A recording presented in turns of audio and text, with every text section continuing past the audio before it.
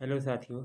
आज मैं आप लोग को क्लास 12 का sexual reproduction in flowering plant जो कि रिप्रोडक्शन का फर्स्ट यूनिट है, उसमें फर्स्ट यूनिट में है आपका sexual reproduction in flowering plant first chapter, जिसमें हम आपको पुष्पों की संरचना डिस्कस करेंगे। हम लोग जानते हैं कि पादप जगत में जब 11 क्लास में पढ़े थे पादप जगत, उसमें हम लोग जानते हैं कि जो पुष्प की डेवलप होती है वो एंजियोस्पर्म से होती है, जिसे हम बोलते हैं हायर प्लांट। एंजियोस्पर्म से हम लोग फ्लावर को देखने को मिलता है। आज हम डिस्कस करेंगे इसी के बारे में, जो फ्लावर है। फ्लावर एक रिप्रोडक्टिव पार्ट होता है, जिसे हम बोलते हैं मेल एंड फीमेल, दोनों पार्ट होते हैं जो कि फर्टिलाइजेशन में भाग लेते हैं। जैसे देखते हैं, पुष्प पौधों का जनन अंग होता है। इसमें नर और मादा दोनों प्रेजेंट में भाग पाए जाते हैं। जैसे कि स्ट्रक्चर मैंने यहाँ दिखाया है पुष्पों की संरचना।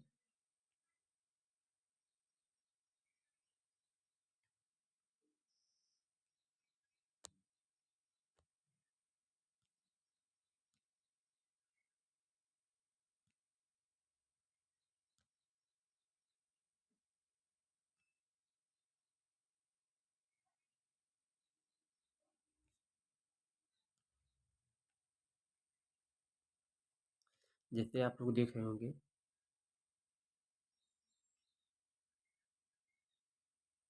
जैसे फर्स्ट पार्ट क्या आता है, सेपल्स।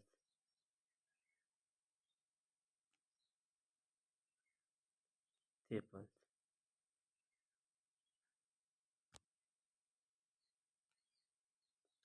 सेपल्स जिसे हम भी कैलिक्स बोलते हैं। दूसरा आपका होता है करोला, जिसे हम पेटल्स भी बोलते हैं।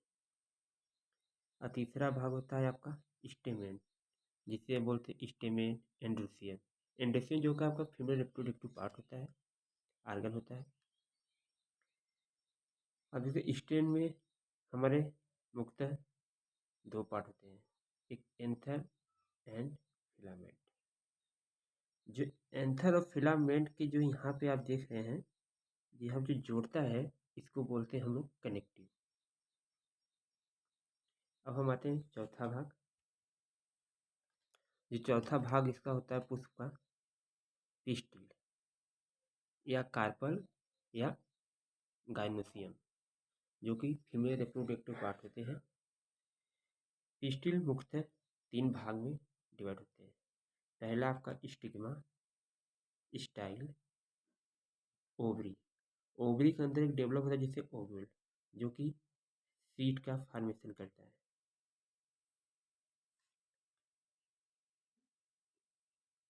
और बारी बारी से हम यहाँ पे डिस्कस करेंगे जो आपका सेफल्स है, जिसे हम बोलते हैं कैलिक्स।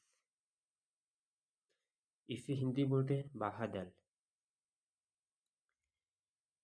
यह एक लीफ लाइक स्ट्रक्चर होता है, यानी पत्ती नुमा संरचना होती है, जो कि बर्ड की सुरक्षा करती है। यहाँ से हमारे जब बर्ड निकलते हैं ऐसे, जो कि बर्ड की सुरक्षा करती है। और दूसरा है पेटल्स। पेटल्स एक ब्राइटली या आकर्षित या चमकीले जैसी होती है, जो कि पॉलिनेशन यानी परागण में हेल्प करती है। जैसे अट्रैक्ट करती है इंसेक्ट, बर्ड, बटरफ्लाई। इंसेक्ट करती है जो कि पॉलिनेशन में हेल्प होता है। अब तीसरा की ओर चलते हैं हम, स्टेमेन। स्टेमेन जो नर मादा जनन अंग है, जो कि दो भाग में बटा हुआ है, एंथर, फिलामेंट। एंथर एंथर के अंदर हमको पालन क्रिया मिलते हैं, जिसे कहते हैं परागकण, जो कि हवा के द्वारा, मधुमक्खी के द्वारा, बटरफ्लाई के उड़ के स्टिग्मा में जाते हैं। जो कि फर्टिलाइजेशन में भाग लेते हैं। फिलामेंट एक सहारा देता है एंथर के लिए, एंथर को सहारा देता है कि हवा या किसी चीज़ से उसे गिर न पाए। अब आते हैं हम चौथा भाग। चौथा आपका पिस्टिल या कार्पेल का अनुच्छेद। यह मुख्यतः 3 भाग में होते हैं: stigma, style, lobe. Stigma, stigma एक चिपचिपा नामा होता है, जो ये आपको यहाँ पे दिखाई दे रहा है। ये चिपचिपा नामा होता है जो कि हमारे एंथर, जो हमारे पालक ग्रैंड या माइक्रोस्पोरिया जो आते हैं हवा या बर्ड के थ्रू, जब इसमें बैठते हैं इसमें केमिकल होता है, और जो केमिकल के थ्रू इंटर करता है ये स्टाइल ले जाता है ओवरी पर, जो कि फर्टिलाइज करके ओवल बनाता है। ओवुलर सीड एंड फ्रूट में डेवलप होते हैं।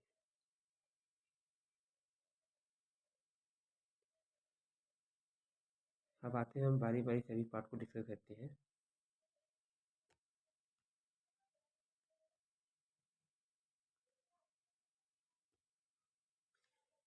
पहला सेपल्स, जिसे हम कैलिक्स भी बोलते हैं। यह फूल की सबसे बाहरी हरी पत्ती नुमा संरचना होती है।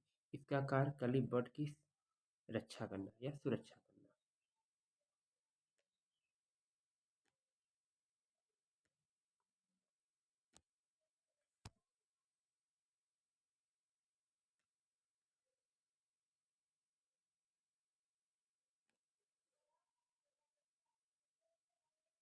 आपका दूसरा है पेटल्स, जिसे हम कोरोला बोलते हैं। यह रंगीन और आकर्षक होती है। इसका कार्य कीटों और मधुकों को आकर्षित करके ताकि परागण हो सके, जैसा कि मैंने आपको बताया अभी कि परागण यानी पॉलिनेशन हो सके। जो पॉलिनेशन भी हम आपको पढ़ाएंगे, पॉलिनेशन 2 टाइप होते हैं, एक सेल्फ, एक क्रॉस पॉलिनेशन। पॉलिनेशन का परिभाषा कहता है the transfer of pollen grain from anther to stigma, that is called pollination.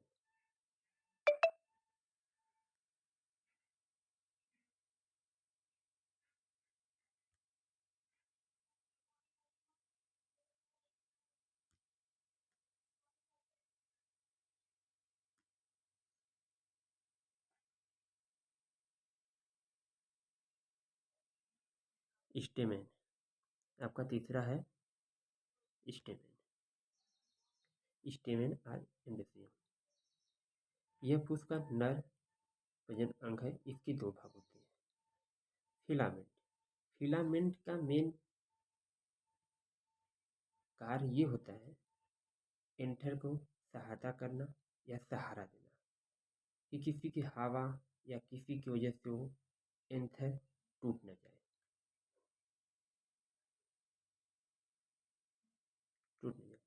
इसीलिए सपोर्ट प्रोवाइड करता है। यह परागकोश को ऐसी ऊंचाई या स्थिति पर रखता है जिससे परागकण यानी हवा पानी, परागकण किसे कहते हैं? पॉलिनेशन।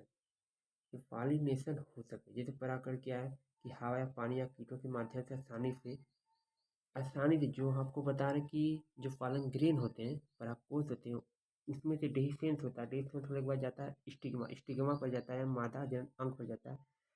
वहाँ पहुँच कर प्रोसेस फर्टिलाइजेशन का करता है, जिससे हमें सीड का फॉर्मेशन होता है।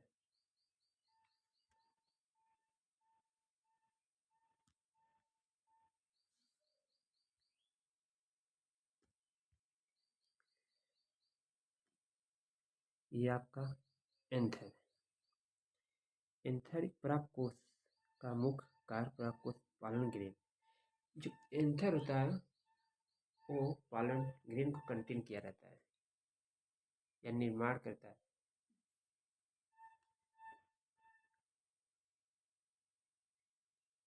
एंथर यह पुंकेसर का शीर्ष भाग है, जो निषेचन के लिए आवश्यक नर प्रजनन कोशिकाओं का परिपक्व होने पर यानी डिhiscence होने पर छोड़ा जाता है, जो कि निषेचन के लिए होता है।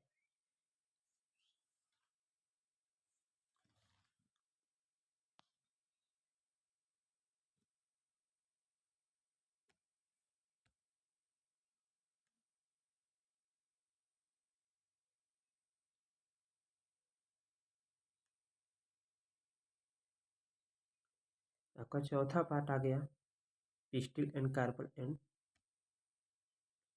गाइनोसियम।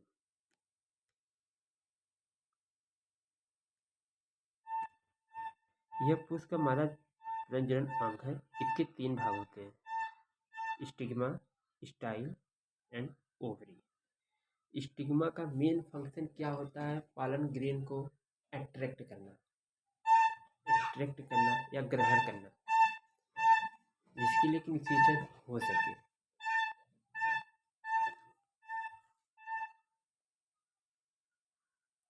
स्टाइल, वर्तिका का यह मादा प्रजनन अंग एक लंबा पतला डंडा जैसा हिस्सा है जो कि वर्तिका और ओवरी को जोड़ता है। इसका मुख्य कार्य परागण, पॉलिनेशन के बाद परागणों को वर्तिकाग्र से अंडाशय तक पहुंचने के लिए मार्ग प्रदान करता है।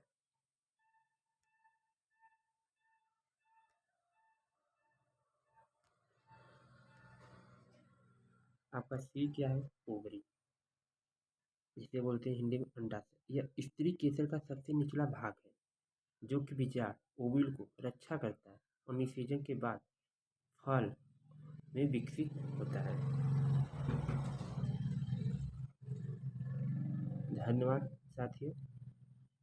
ये आपका रहा EP board 12th class, structure of flower यानी पुष्पों की संरचना, डिटेल में एक्सप्लेनेशन, जो कि आप वीडियो के थ्रू नोट्स बना भी सकते हैं आप। अब हम अगला डिस्कस करेंगे मेल गैमेटोफाइट, जो कि हम एंथर, जो मेल रिप्रोडक्टिव पार्ट है एंथर, जैसे कि आपको बता रहे हैं।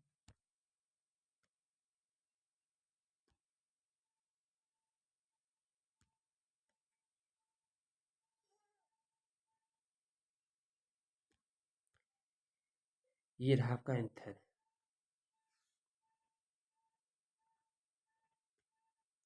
ये आपका रहा एंथर। कल इसके बारे में हम लोग डिटेल डिस्कस करेंगे और मेल गेमेटोफाइट कैसे बनता है, उसकी प्रोसेस क्या है, उसको समझेंगे। पहले हम एंथर देखेंगे। एंथर बाइलोब्ड डाइथिक स्किन होता है। इसमें पालन ग्रेन और 4 टेट्राड स्पॉन्जिनियस क्यों बोलते हैं, ये हम कल पूरे डिस्कस करेंगे, हिंदी इंग्लिश दोनों में। धन्यवाद।